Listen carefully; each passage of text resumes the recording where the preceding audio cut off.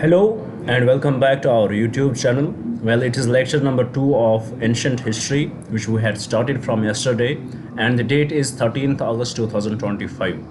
And in today's class, we are going to discuss the prehistory till the IVC, or we are going to complete the prehistory. What we are going to do, we are going to complete the prehistory time period. So how we started our discussion, let me give you a little recap of that to you guys, so that you will feel the continuity if you are attending this lecture first time, or if for your revision, for the purpose of your revision, I will give you a little recap what we had discussed so far in the yesterday's class, which was basically focusing on the introduction of your syllabus, in which we discussed what we have to read, what are the subjects we have to cover, and then we started a basic discussion over the history. On that basis, we saw that history can be divided. First of all, we discussed what are the sources of the history. So on the basis of these sources of the history, we divided history into the three parts. What are these three parts? The first one is prehistory, then second one is proto-history, and then the third one would be the history. What is the difference between the three? If you would have read yesterday, if you would had listened to me yesterday, you would be very much able to answer it. In the prehistory, on the basis of sources, we find there is only one type of source here, and that is you will only find the archaeological sources are there. You would only find the tools, no written records at all. Then there is proto-history. In this, we find both archaeological plus written records, but we are not able to decipher the written records. For example, we have IVC, which we will discuss from tomorrow. And in the history, you will have both written records plus archaeological sources, and both we can read and we can give a proper conclusion. So on this basis, we started our discussion. And then we started with the first part of the history, of the ancient history, I can say. We started with the prehistory. In this, we started with a question from where we should start this discussion, and the answer which could make some sense is from the evolution of humans, from the day humans started to appear. And we saw that it was the Ethiopia where we can see the traces of early humans. For example, Homo habilis, Australopithecus was there. And with respect to the Homo habilis, we saw that was it only present in the Africa? We discussed that it was they were present all over the world. There are some sites in the Chalcolithic mountains where we find the Australopithecus or Homo habilis. For example, Ramapithecus, Shuapithecus, we find the skeletons of them, and also in China too. Then I raised a question, if you can remember, which of these three are the most intelligent? The answer to it is the Shuapithecus, because it is believed, we cannot say a concrete statement about it, but it is believed that he was the one who invented the fire first time. He was the one to produce the fire. So this is what we discussed. Then on the basis of this prehistory, we discussed the Paleolithic age. After that we discussed the Paleolithic age and connected the evolution of humans with the Paleolithic age. We divided Paleolithic age into three phases: the lower Paleolithic age, the middle Paleolithic age, and the upper Paleolithic age. And depending upon the evolution of evolution of humans and their cranial capacity, we divided them in these three phases, because when their cranial capacity developed, the tools, they used certain tools with respect to that. What we divided that in the lower Paleolithic age, we kept the Homo habilis, because they were the ones who could not stand on their feet. Their cranial capacity, their cognitive capacity, it was very low. I guess it was between 500 to 700 cc, and they could not do much about it. Then we have the Homo erectus, where we kept them in the middle Paleolithic phase. They can stand on their feet. They had the S-shaped skeleton, and also we discussed that S-shaped spine, and also we found that they were able to use some tools, and their cranial capacity was between 700 to 900. After that, after the Homo erectus, then came after Homo erectus, then there were the Homo sapiens, whose cranial capacity is believed to be between 1200 to 1450, something around that, which we had discussed in our yesterday's class. And on this basis we divided and their evolution, the evolution of humans, their cranial capacity, and the tools what they used for hunting. On this basis, we divided the Paleolithic age. And also one more thing about the Paleolithic age, which we saw that it fell into the Pleistocene time period. It fell into the Pleistocene time period, which is also called the Ice Age. So the temperature was very low. Temperature was very low. We found that the mean temperature of Earth was something around minus 30 degrees centigrade, which led to the what was its impact on the animals and the humans which were present at that time. They had more fur, more hairy. They were more hairy. They were heavier because they had lots of fat, and it was easy for them it was easy for the people who lived that time, the humans who lived that time, to do the hunting, because the animals, they could not run that fast, and the weapons what were used by them, the tools what were used by them, they were heavy and bulky. But after that, we understood some time limit too. We had some understanding about the time too, in which time period it was there. For example, for the world, it is estimated to be between 3 lakh years BCE to approximately 10,000 years BCE. We discussed that whole Paleolithic age, it is divided between the two, but for India, the time period was something around 2,50,000 BC years to 10,000. Well, it may differ. We cannot give a concrete statement about it. And also, in this, while we divided the Paleolithic age into the 3 stages, we found that it also had different time period. For example, for the lower Paleolithic age, it was something around between 2 million years to 1 lakh years. For the middle, 1 lakh to 40,000 years, and for the upper, 40,000 years to 10,000 years. So it is what we discussed in the Paleolithic age. Then we saw the characteristics of the Paleolithic age. What were the characteristics of the people who lived in this time period? So with this is what we discussed in the yesterday's class. This is the proper summary of yesterday's class. Now in today's discussion, we will move forward from 10,000 BCE onwards till we will reach to 2500 BCE. So this would be the time period which we will cover in today's discussion. So for that, before we will start our discussion, I would like to give you the brief introduction about this initiative, so that if you are new to our channel, you will get more connected with us. So for that, let us wait for me till I rub the board. English is not my mother tongue, so I may not be that perfect, but I will try my best to give you the information which would be very much important for your preparation and which will help you to clear the exam. So what is this initiative about? Well, this initiative we started from the 2nd June 2025 by the name Target IAS 2026. Under this initiative, I promised you that every day I will upload 2 videos on my YouTube channel on this platform. One in the morning session, where we will discuss the current affairs. We will take up the most important news articles. We will break them down. I will try my best to relate these articles with respect to your prelims preparation and mains preparation, and give you the possible questions which can be framed in the exam. And that I do every day, and I had already uploaded today's lecture. And in the evening session, I told you that I will upload another video which will deal with your static syllabus, with your static syllabus. And here it is. Currently we are discussing ancient history, and here I had promised you one thing, that by the month of January 2026, I am going to complete your full syllabus. Whatever would be required for you to clear the exam, whether it would be related to prelims or mains, everything would be cleared. But the only exception is that I am not going to cover your optional subjects. That would be the only exception.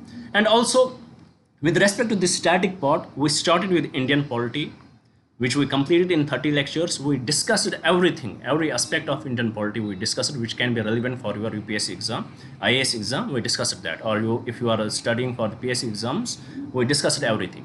And then we took up the governance, almost 11 lectures. We discussed everything with respect to governance. And also, now we are discussing the ancient history. As you can see, it is the 2nd lecture. With respect to this, I told you one more thing.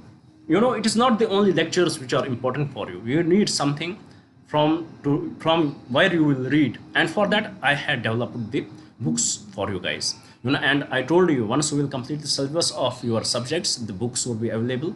For Indian polity and governance, I had developed a book a comprehensive book on Indian polity and governance for IAS, which is available now. And this book is in Word format and approximately 1100 pages.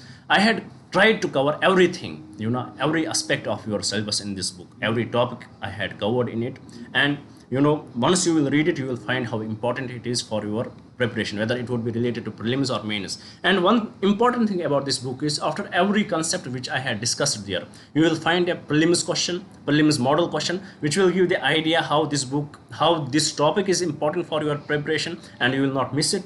And also, if the topic is relevant for your mains preparation, I had given the mains model question too. So this is the book, and if you want to get access to it, you have to mail us. The mail ID would be given in the bio of this video, and you would be told to pay only 200 rupees. Ideally it should cost 800 rupees. When I started developing it, I did not thought it would be so much comprehensive, and it took me almost 2 months to develop it. More than 2 months. It took me very much time to develop it. So if you want to get access to it, what you will have to do, mail us, and you will be told to pay 200 rupees, and we will send you the book if you want it, and it is totally your discretion. So this is about the initiative. If you want to be the part of it, please do subscribe the channel, do share it with your friends, and do write in the comments what else should we bring for you. And very soon, maybe from the next month, we are going to start another initiative on our YouTube channel, this video on this channel itself, where we are going to upload every day the third lecture, which would be related to the daily quiz, where we will take up the what is happening in the current affairs. We will frame the questions with respect to that, and with daily quiz we will also discuss the previous year questions, so that it will be the one-stop destination for you guys.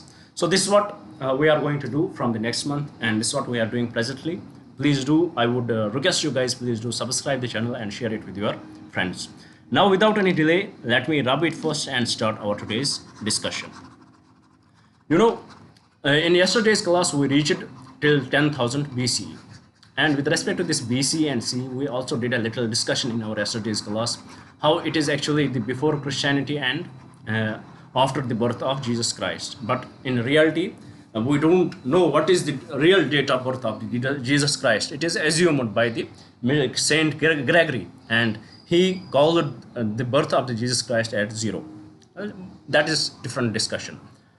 So with respect to this, we saw that we reached from 2 lakh BCE till 10,000 BCE, which was the Pleistocene age, or we can say that it was the Ice Age. But after this 10,000 BC, something started to happen. And what is that something started to happen? It was the globe started to warm. Global warming started to happen. And when this global warming started to happen, earlier everything used to be ice, and it started to melt. And because of this theory, I would like to mention here that because of this theory, many people in the present time, where the global warming is the biggest issue, believe that global warming is natural phenomena and it occurs by itself. Humans have nothing to do with it. Exactly, it is true. But the reality is little different. What is that difference? The rate at which globe is warming is not normal. It is not natural. A rate at which the globe is warming is not natural. It is definitely human induced. So this is the difference. This is the actual difference between those people who believe that global warming is natural, 100% it is natural, but the rate at which it is warming, it is human induced. That is the real issue. And if we will stop our activities which contribute to the global warming, definitely we can reduce the pace of the global warming. Well, that is different topic. So here we are discussing the globe started to warm, and earlier it used to be the Ice Age. Now all this ice started to melt. It started to melt. Now the average temperature of the globe is something around 15 degrees centigrade. When temperature is normal, when average temperature is 15 degrees centigrade, what does it mean? It means that there is more sunlight on the ground, more photosynthesis, and it will lead to the more flora, more plants, and animals. Let me use the simplest language possible, which is understandable to everyone. So more plants and animals. First impact of the global warming, as ice started to melt, and what it led to the it led to the rise of plants and animals. And this transition is called as the Mesolithic age. What this transition is called as Mesolithic age, and if you want to take the time scale for it, it would be 10,000 BCE to 4,000 BC. Not concrete, but assumed it would be the time span. So when the globe started warming, the plants and animals grew in number, and at the same time we understood in our yesterday's class one important thing, that when there is low temperature, when the temperature is low, the animals will have more fat, so that it will protect them, it will give them the natural insulation against the low temperature. But once the temperature started to increase, animals will evolve itself and they will have less fat. When they will have less fat, what it will lead to? It is very logical. When they will have less fat, it will lead, they will be smaller. When they will be smaller, they will be faster. And also at the same time, when the temperature is reducing, the fur would be lesser. So when they will be smaller, they will be faster. Earlier, how humans used to be dependent on them. Humans were hunters. They would hunt them. Earlier, it was easy for them to hunt because they were not able to move fast. But now they are moving much faster. So the weapons which they used, the tools which they used before this global warming, now there was pressure on the humans at that time. There was pressure that they have to change now. There was the pressure of the evolution on the people who lived that time. So they have to change. They have to evolve. What they started to develop smaller tools. And what are these smaller tools known as? They are known as microliths. So this is the understanding. So once there was global warming, the temperature started to increase. There was more flora and fauna. Animals became much faster. Hunting became difficult.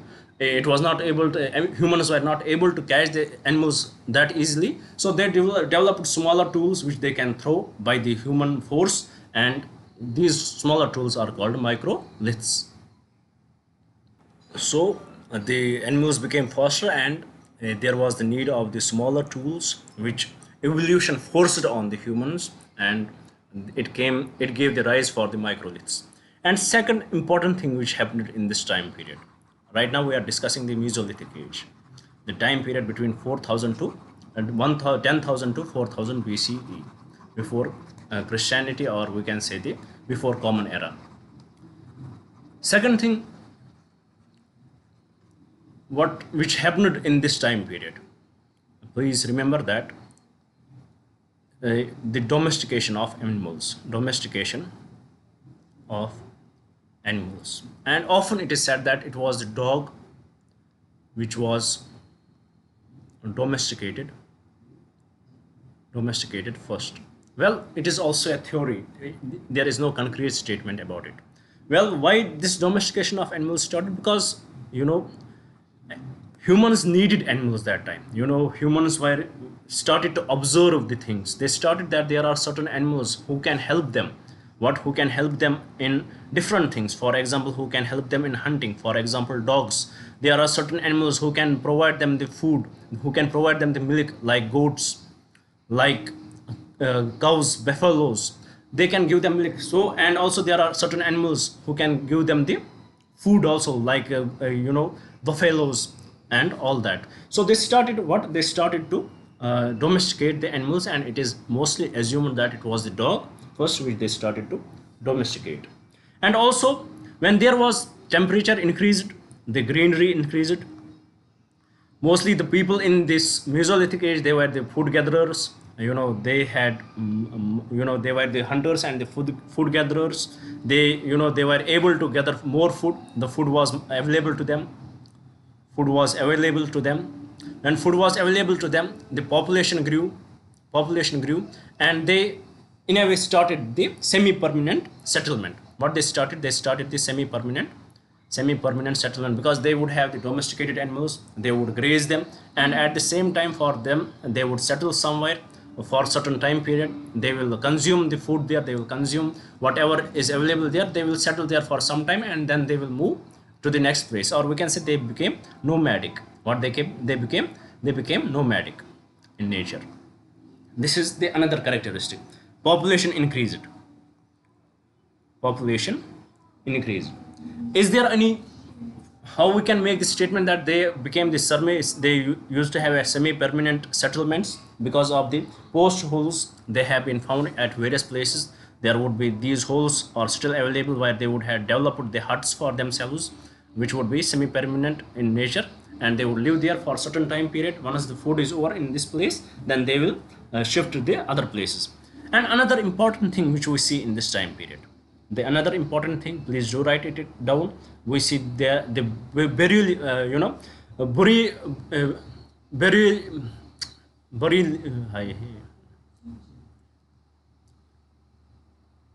burial practices started. Burial practices started in this time period. So why there were burial practices? It is also logical to understand. Let me explain you. Earlier in the phase of the ice age, we know that once there would be any deaths, they did not know what to do with that. They will keep them outside, and once it would be outside in the ice age, when the temperature is very cold, there would be decomposition would be very slow. Decomposition would be very slow. So they will keep them outside. Maybe they knew that they are dead. Maybe they did not have any idea about it. Maybe they are believing that they are still sleeping and they may wake someday during the ice age. But once the ice age changed, once the globe started to, the globe started to increase, it started to warm. Once the global warming started to happen, the temperature increased. When they continued this practice, it is believed that when they continued this practice, they started to keep the dead bodies outside. They did not know whether they are dead or alive. What they saw that this body started to decompose very quickly. It started to decompose very quickly, and because of this body, there is very uncomfortable smell outside. It led to the, it invited the predators, which could be very harmful for them. It led to the rise of various diseases, again harmful for them, and they realized that they have to do something with that. Maybe they understood that they are dead now, and they need to bury them, because burial was the easiest thing which was available to them. Maybe if they would have burned them, or they would have gone for other sources, for that it would have needed the resources, but burial, it does not need any resources to them. So what they started to do, they started to bury these dead bodies. And also we see that with respect to this burial of dead bodies, we are assuming that it gave rise to the religion. It gave rise to the religion. It gave rise to the religious thoughts. It gave rise to the ritualistic understanding. That why we are able to make this statement, because with these burial grounds, we are able to see that there are some certain tools which they had kept with them, because they believed that they are dead. They can wake up. Maybe there would be someday when they will wake up and they will use these tools, or they believed in life after birth, or life after death. Sorry, definitely life after birth is there. Life after death, and they would use these tools there. So because of these findings, we are able to make these statements. So burial started to happen. They started a permanent life, and food was available to them. They started domestication of animals. They started, they were the permanent settlers, semi-permanent settlers, and the population grew to the highest levels. Now, the last important thing about the Mesolithic chapter, which we are discussing right now, is what are its sites from where we can the important sites of Mesolithic age present in India. Let's try to find out these sites. Then we will complete the Mesolithic age, and we will move forward towards the Neolithic age.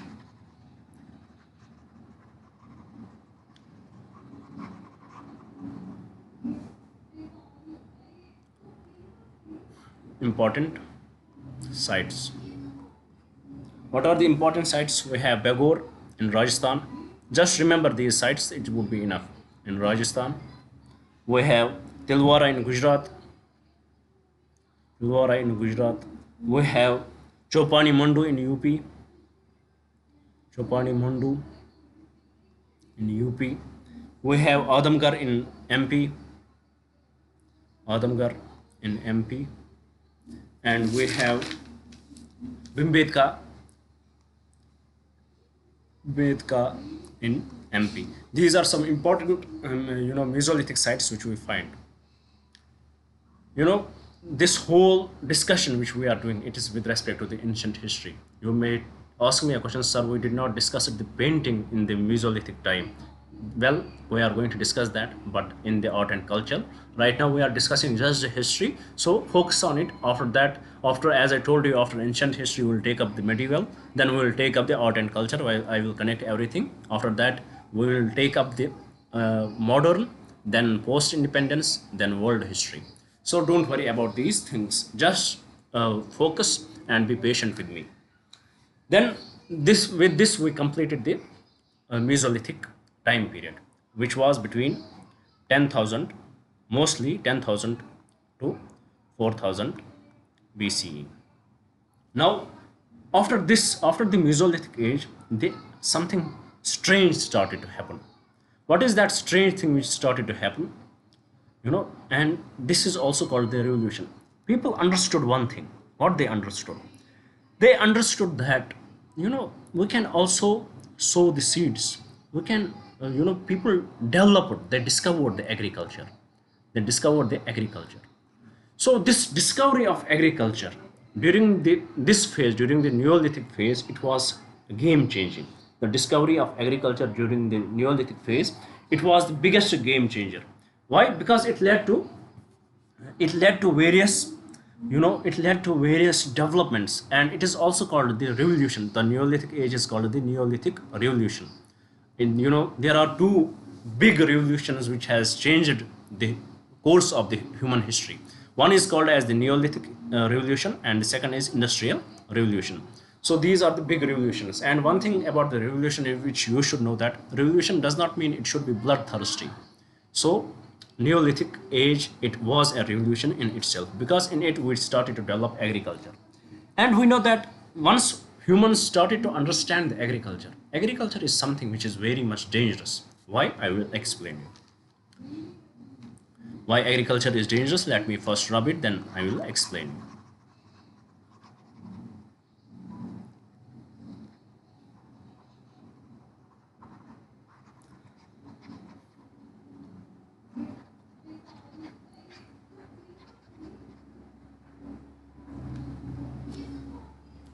Development of, so it is the Neolithic age now.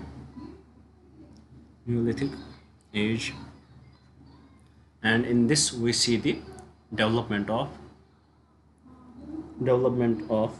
agriculture, or we can say the domestication of plants and animals. So it started in this time period. So when the humans discovered the agriculture, what is the impact of the agriculture? For example, when you are able to, when people are able to produce their food. Earlier, what used to be, how, if we look at the impact of agriculture on society, earlier, before the agriculture, how society would have been. There would be the equal share of everybody. Everybody would be food together. Everybody will, they will hunt together and they will share the food, because efforts would have been equal. But once they started to produce, it led to the settled life. First of all, it led to the settled life, because agriculture, it needs time from you. You will have to take care of the plants. You will have to take care of, you will have to water them. You will have to harvest the season. You will have to harvest the fruits or crops. So it will take time. So first of all, it led to the settled life. When there was a settled life, it will, when people started to agriculture, there would be certain people who will have the surplus. It gave the surplus. When there was surplus, it led to the various things. For example, first it will lead to the storage, and once there is storage, then definitely development of pottery. So first place in the history where we see the pottery, it is in the Neolithic age. So first of all, it led to the development of the pottery. When it led to the development of pottery at the same time, when there is the surplus. Now let's suppose there are people, different people who are doing agriculture. Let's suppose they are different. Everybody is producing, he is A, B, C, D, and E. Everybody is producing certain amount of food, 10 kgs.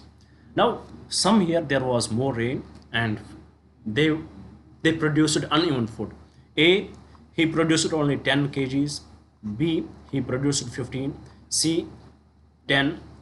D, 20, and E, 25. Now there are certain farmers at that time who are producing much and more.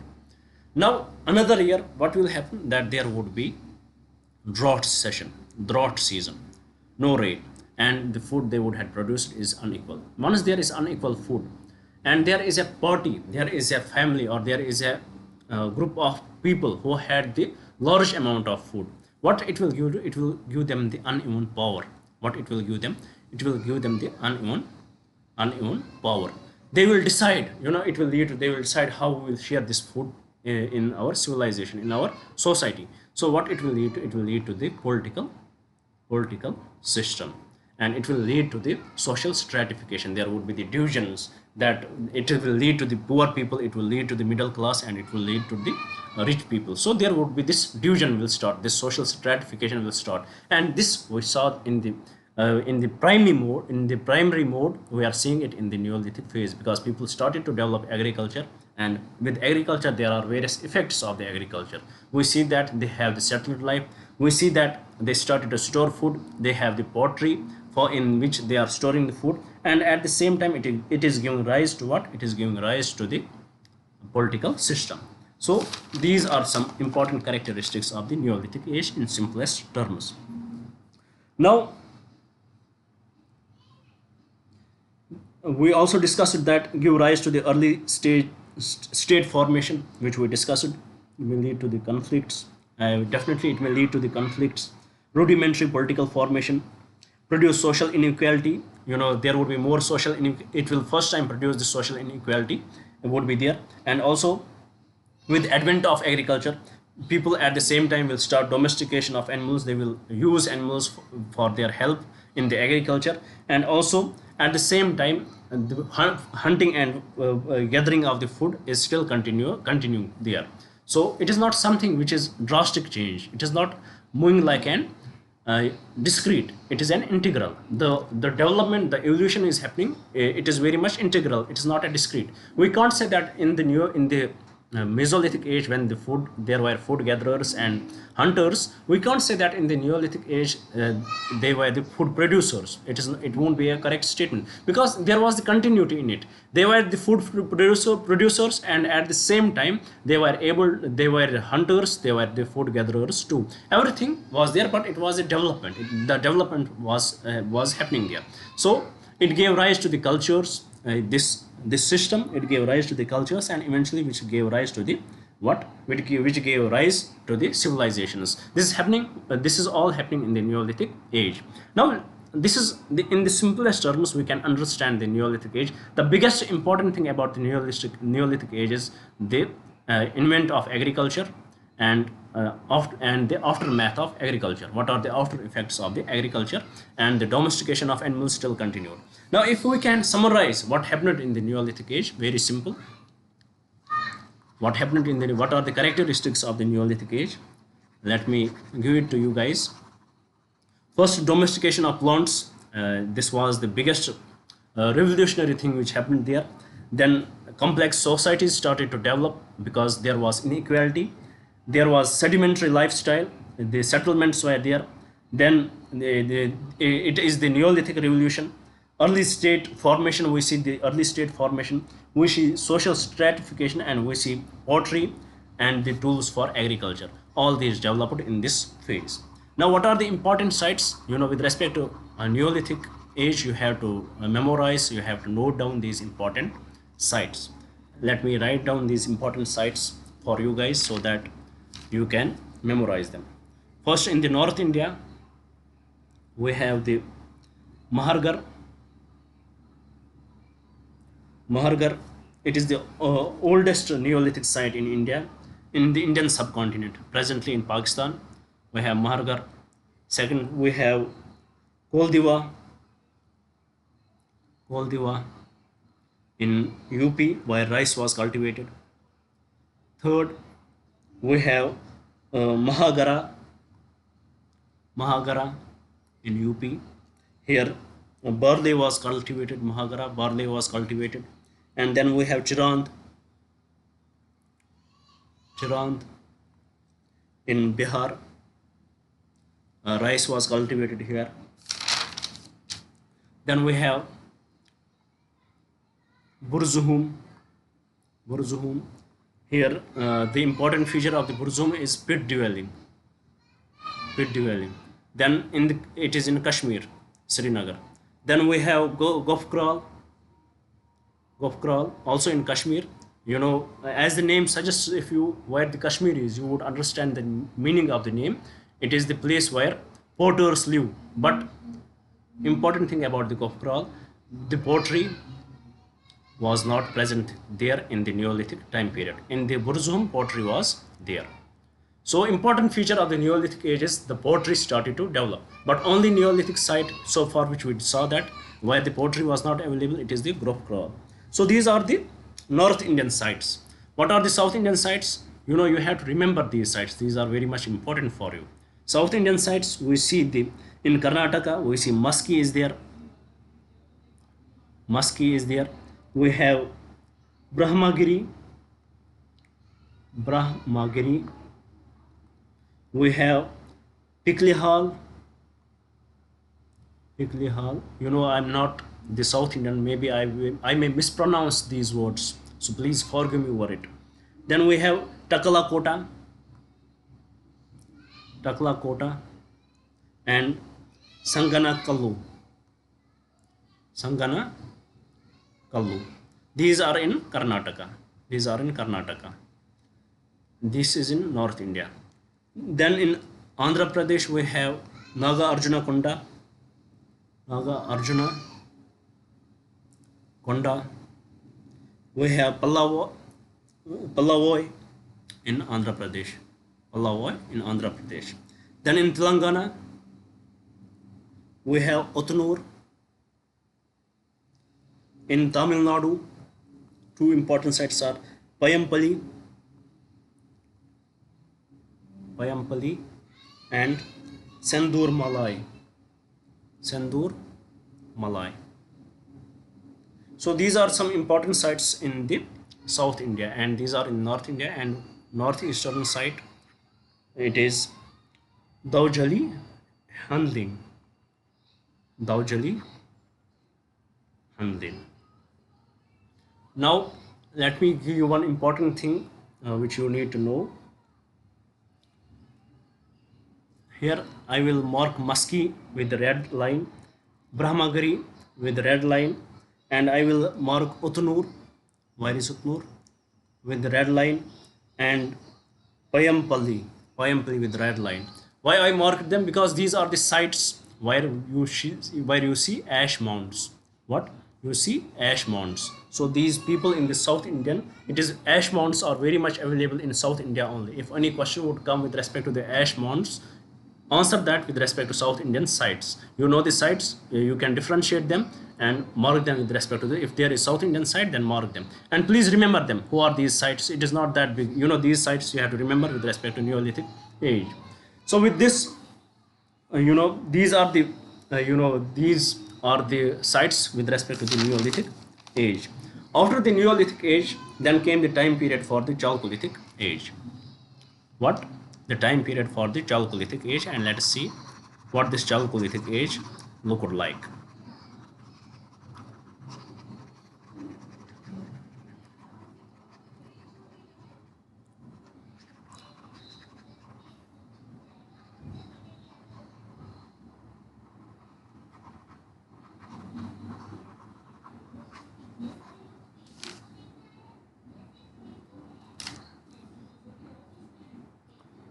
Chalcolithic age. Mostly it is said that this Chalcolithic age time period, for some it would be between 4000 BCE to 700 for some it would be between 3500 BCE to 1700. For some, it is believed it is between 3500 BCE to 1500 BCE. Well, we will assume this date. It would be between 3500 because we cannot give the concrete statement. I will explain you one thing about it. How these cultures coexisted. Somewhere it would have been the Neolithic phase, and at the same time, somewhere it would be the Chalcolithic phase. In yesterday's discussion, I told you something about the culture and civilization. And what would define the development of civilization? It would be the technology. Let's suppose you live in a certain village, and the people, right now in India, we'll take the example of India. There are many states, there are 28 states, and different people are living there. There are different villages, and for some people there would be a group of people, there would be a small village, and for them, they may not need the phones at all. Their living would be very much confined in this area. Their relatives would be confined in this area. Their relatives would be confined, and they would interact with each other. They won't need to go outside this place. And let's suppose some natural disaster happens, and everything is down to dust. There is India outside this also. Everything is down to dust. So what will happen after some period, maybe after thousands of years? New people arrived, and they started digging the land. And what they saw, that in these areas, they see that there is something shaped like this, plastic, and it's often seen here. And they started to give the conclusion what it can be. Maybe they were intelligent enough, and they said that maybe they used it for the communication, because they could find the transistors, and they said that they use it for the communication. And in this place, they saw that there is no such evidence of it. Then they will conclude that maybe this place, they did not have the idea about it. And they will name it as separate culture was there, and at the same time separate culture was there. And this is the exact example which you can put here. At the same time, Neolithic age was continuing, but the Chalcolithic age has also started, because there were few places which had started to which had understood the copper. It is Chalcolithic age is also called the copper age, and they had understood what this copper is about. They had started to smell. They had started to melt the copper. The smelting has developed. They had understood it. But that does not mean they were totally different people. They existed one after another. No, it is not that. What we can understand from that. From this example, we can understand one thing, that there were the cultures, they were living together. For certain needs, people used something, and for some people, because the resources were not available to them, there was no discovery of the copper, no usage of the copper. So this is the understanding which we can put, whether it is the Paleolithic to Neolithic, Paleolithic to Mesolithic, or Mesolithic to Neolithic. This is the understanding which you have to keep in mind. It is not a discrete. It is not happening one after another. It is the continuous. They might be simultaneously coexisting at the same time in the world, but it would be the continuous. It would depend upon the evolution. It would depend upon and how nature is treating them. It would depend upon the resources they have with respect to them. So similarly, with respect to the Chalcolithic age, it is believed that mostly the time period is 4000 BC to 7000 for some, and mostly widely accepted it is 3500 BC to the 1500 BC. And how this copper was discovered, it is also trial and error method. Maybe there were people who threw the stones in the in fire, and they discovered that some stones started to melt, and they discovered that once the fire cooled down, it again solidified, and then they used their logic and they developed the things. Maybe this can be how by evolution we can understand. But if you will take the religious point of view, then definitely we have this belief, especially in the Abrahamic religions. We have this feeling, we have this understanding that it was God who would convey it to his messenger what to do with the things. Then the understanding would be totally different. But here with the evolution, if you will have to understand it with respect to the evolution, then the things would be different. Then the understanding would be different. But here, as our whole focus is on the evolution. So this is how it evolved. Then can we give the precise date? No, we cannot give the precise date. Can we differentiate, or can we divide this Chalcolithic phase into different phases? 100% we can differentiate it. How we can differentiate it? Let me rub it first.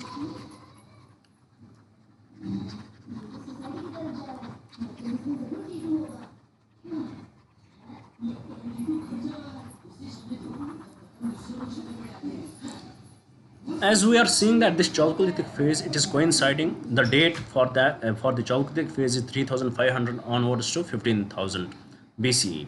So definitely Indus Valley civilization is there. Indus Valley civilization is there. So on this basis, the Chalcolithic phase is divided into two phases. First, non-Harappan Chalcolithic period, non-Harappan Chalcolithic period, and then the second would be the Bronze Age,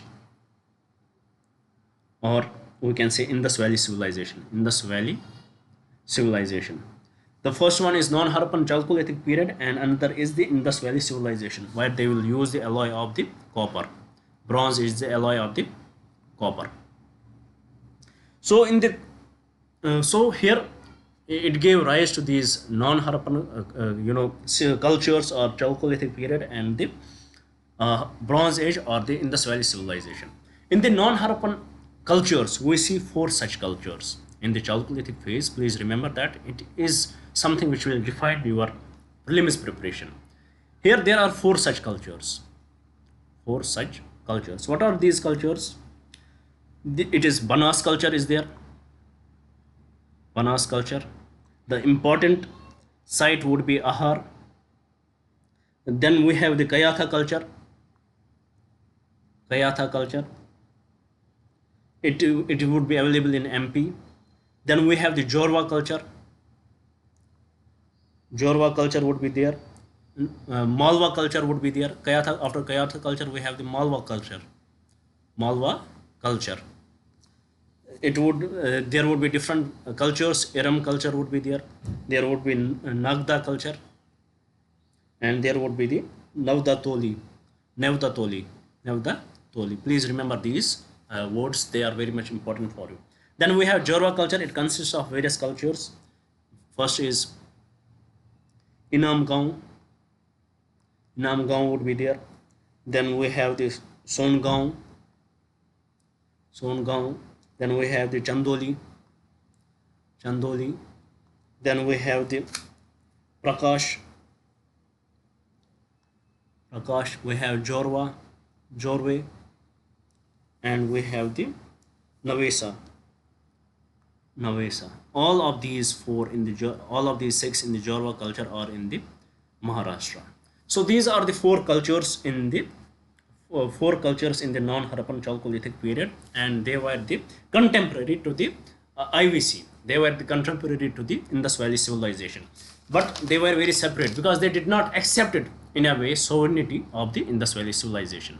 We saw that in yesterday's class, when the cultures develop to their highest extent, it becomes the civilization, and civilization, it contains various cultures in it. So they coexisted together, but at the same time they did not adopt the Indus Valley civilization rules. So what are the various characteristics of these non-Chalcolithic cultures, non-Harappan cultures?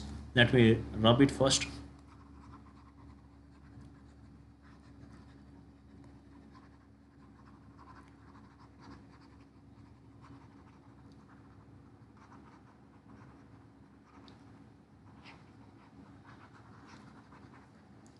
Characteristics of these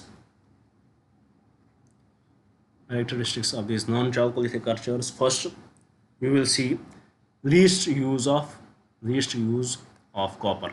Copper is only used in Ahar at the maximum quantity, but in the rest of the sites in the non-Harappan Chalcolithic period, there is least use of copper.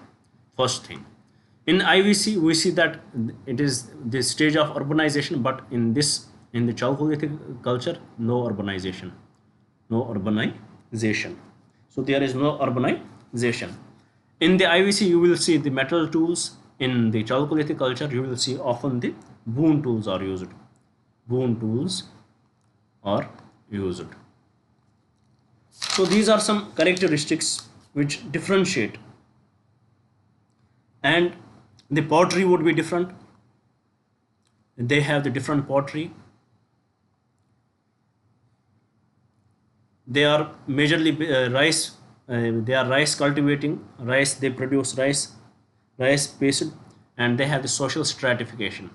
So these are the characteristics of the non-Chalcolithic cultures. And from tomorrow, what we are going to do, we are going to discuss the IVC, the Indus Valley Civilization, the Bronze Age under the Chalcolithic time period. So with this, this is what we have to discuss today, and we had completed it. Now let me give you a little recap what we discussed today. First, we gave a little revision of yesterday's class. Then we started with the 10,000 BCE onwards. We saw that there was the globe was warming, and because of the global warming, glaciers started to melt, snow started to melt. There was more land was available to sunlight, and it led to the photosynthesis. It led to the growth of plants and animals. And when the temperature rose, there was the fat content in the animals reduced. Animals became smaller, they became faster, and it imposed a pressure on the people for their survival. They were majorly dependent on the hunting and food gathering. So for the hunting purpose, they need to adopt with respect that they cannot now carry those bulky tools. They have to use different tools. They have to be much faster. They have to hunt from the distance, and for that they have to carry the those tools which they can carry, which they can throw, and it gave rise to the microliths. And this whole thing is under the Mesolithic age, which is the transitional age. Then after the Mesolithic age, we saw that it gave rise to the Neolithic age. In the Neolithic age, we saw that there was agriculture.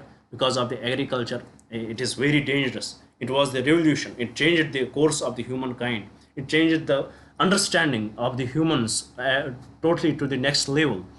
And at the same time, the agriculture is very dangerous. Because of the agriculture, you saw the surplus food.